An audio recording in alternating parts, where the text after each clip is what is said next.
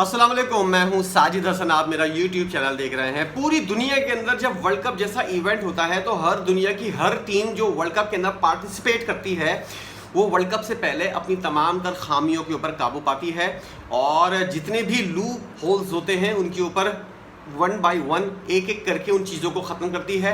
अपनी फील्डिंग बेहतर करती है, अपने जो आउट ऑफ फॉर्म बैट्समैन हैं उनको बाहर निकाल कर जो इन फॉर्म बैट्समैन हैं उनको टीम के अंदर रखती है। जो खिलाड़ी विकेटें ले रहे होते हैं उनको इकट्ठा करके उनको रेस्ट दिया जाता है और जो खिलाड़ी फॉर्म में होते हैं उनको तमाम तर ज़्यादातर मैचेस नहीं खिलाए जाते, फील्डिंग के ऊपर ख़ास तौर पर तवज्जो दी जाती है। लेकिन पाकिस्तान में क्या हो रहा है, तमाम तर खिलाड़ी जो हैं वो अनफिट हैं, आउट ऑफ फॉर्म हैं और खिलाड़ी अब जो हैं वो टीम प्लान के ऊपर जो गेम प्लान होता है उसके ऊपर भी अमल नहीं कर रहे हैं। इसलिए हमारे कोच मिकी आर्थर साहब जो हैं वो खिलाड़ियों से ये कहते हुए नजर आ रहे हैं कि अपना दिमाग यूज़ नहीं करना। ये बात बाबर आजम ने भी की, ओवर थिंकिंग नहीं करनी, सिर्फ गेम के ऊपर जो प्लान आपको दिया जाए उसके ऊपर अमल करना है। हर खिलाड़ी अपने आप को जब कप्तान समझने लगता है किसी टीम के अंदर तो फिर इस तरह की सूरत हाल आती है। कल कप्तान बाबर आजम जो है वो ये कहते हुए नजर आए और मिकी आर्थर भी ये वाली बात कहते हुए नजर आए और इस बात से अंदाज़ा हो रहा है कि टीम के अंदर क्या कुछ चल रहा है। खिलाड़ी जो हैं वो गेम प्लान जो उनको दिया जाता है उसके ऊपर अमल नहीं करते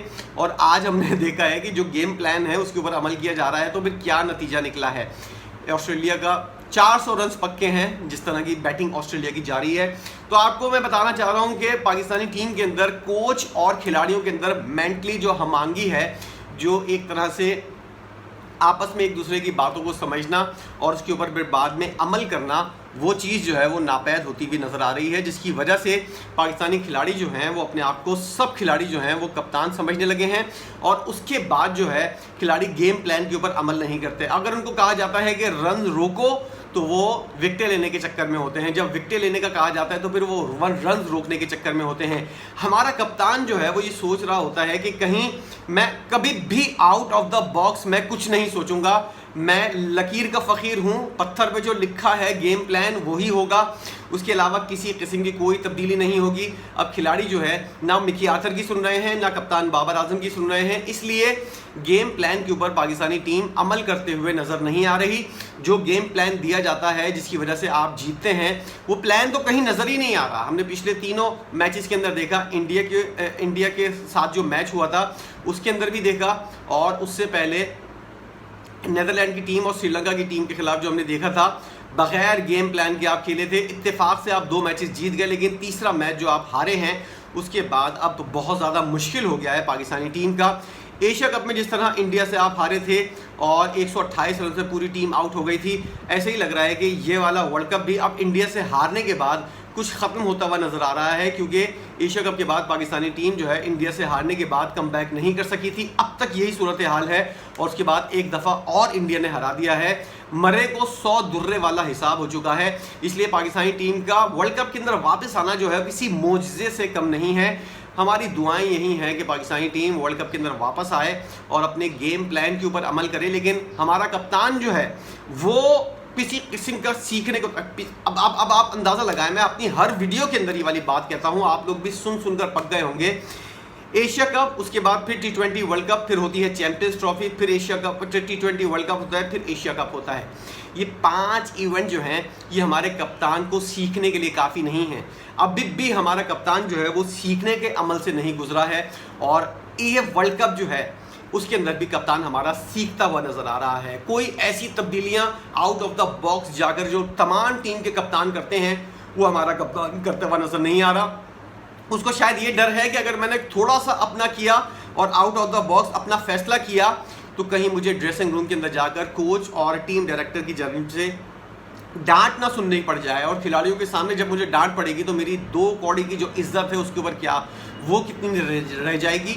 इसलिए हमारा कप्तान शायद डर के मारे अपने तौर पर कोई फैसला नहीं कर पाता, जो लिखा हुआ दिया जाता है उसी के ऊपर अमल किया जाता है। आज क्या हो रहा है, खिलाड़ी जो हैं वो बागी होते हुए नजर आ रहे हैं। खिलाड़ी गेम प्लान के ऊपर अमल नहीं करते, कप्तान की नहीं सुन रहे, हर खिलाड़ी अपनी अपनी करता हुआ नजर आ रहा है। अगर नहीं करता तो फिर ये वाली बात कहने की ज़रूरत नहीं पड़ती। कोच और कप्तान को कि आप लोग जो है ओवर थिंकिंग ना करें, अपनी तरफ से ज़्यादा ना सोचें, मैच जीतने के लिए जो गेम प्लान दिया जा रहा है उसके ऊपर अमल करें।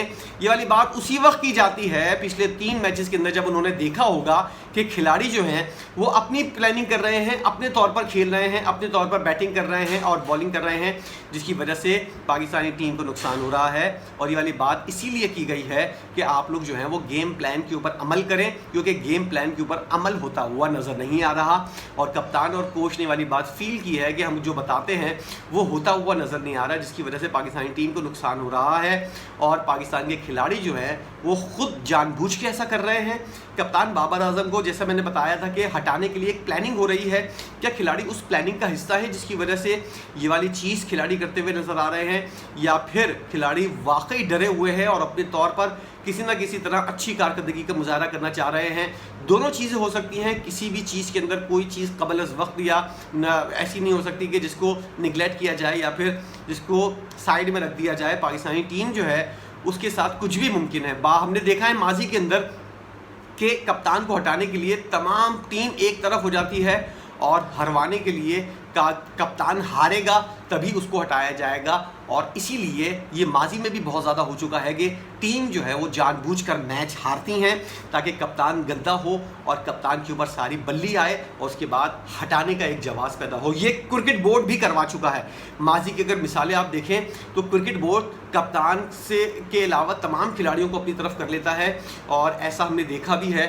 माजी के अंदर कप्तानों को हटाने के लिए क्रिकेट बोर्ड ये वाला काम कर चुका है। इसलिए अगर कोई ऐसा काम होता हुआ नज़र आता है तो हमको फिर हैरत होती है और फिर उस जानिब दिमाग जाता है कि कहीं दोबारा क्रिकेट बोर्ड जो है वो इस तरह की कोई प्लानिंग तो नहीं कर रहा है। तमाम खिलाड़ियों को अपनी तरफ किया हुआ है, उनको डायरेक्शन दी जाती हैं कि कोच के प्लान के ऊपर अमल नहीं करना, फ़ोन आ जाते हैं, बताया जाता है कि आप लोगों को क्या करना है और इस तरह मैच तकरीबन हारता रहता है कप्तान और उसके बाद उसको हटाने का एक जवाब पैदा हो जाता है। उन्हीं खिलाड़ियों को जिनको मिलाया जाता है उनमें से 2-3 खिलाड़ियों को बताया जाता है कि आप लोग कप्तानी के लिए फेवरेट हैं और अगर इसको हटाया जाएगा तो फिर आप लोगों को कैप्टन बनाया जाएगा। इसलिए खिलाड़ी इस झांसे के अंदर आ जाते हैं। ये माजी के अंदर हो चुका है, इसीलिए मेरे दिमाग जो है वो इस बात के ऊपर अटका हुआ है कि खिलाड़ी जानबूझ के ऐसा नहीं कर रहे बल्कि उनसे करवाया जा रहा है। पहले एक खबर मैंने ब्रेक की थी 2 या 3 दिन पहले कि पीसीबी जो है वो प्लानिंग कर रहा है कप्तान बाबर आजम को हटाने के लिए। हो सकता है ये भी उस प्लानिंग का हिस्सा हो। आज जब हमने देखा कि कप्तान बाबर आजम जो है वो अपनी प्लान के ऊपर अमल कराने में नाकाम हो गए तो फिर वाली चीज़ सही तौर पर वाज़ेह होती हुई नज़र आई कि कहीं कप्तान बाबर आजम के खिलाफ कोई प्लानिंग तो नहीं चल रही। कि नहीं 2-3 खिलाड़ियों को, शादाब खान को आप कह सकते हैं, आप शाहीन शाह अफरीदी को कह सकते हैं, मोहम्मद रिजवान को कह सकते हैं, पीसीबी के जो है आप लोगों में से किसी एक को कैप्टन बनाया जाएगा। बस इसको हटाना है और ये चीज़ जो है एक मैसेज होती है जिसके ऊपर अमल दरामद खिलाड़ी करते हैं। और जैसा कि माजी में मैं आपको बार बार मिसाल दे रहा हूँ ऐसा हो चुका है। इसलिए खिलाड़ी जो हैं वो कप्तान को नीचा दिखाने के लिए या फिर उसकी कप्तानी के ऊपर सवालात उठाने के लिए कुछ भी कर सकते हैं। ऐसा कुछ इस वक्त होता हुआ नज़र आ रहा है। इसलिए कप्तान बाबर आजम जो है और मिकी आथर जो है ये वाली बात कहते हुए नज़र आ रहे हैं। खिलाड़ी जो है वो गेम प्लान के ऊपर अमल नहीं कर रहे, या फिर ये हो सकता है इन दोनों की जानिब से ये बहाना भी हो कि हम लोग हार तो रहे हैं लेकिन हमारे पास हारने को कोई जवाब अगर पैदा किया जाए तो अभी से शुरू कर दिया जाए कि हमारे खिलाड़ी जो है हमारे प्लान के ऊपर अमल नहीं कर रहे थे।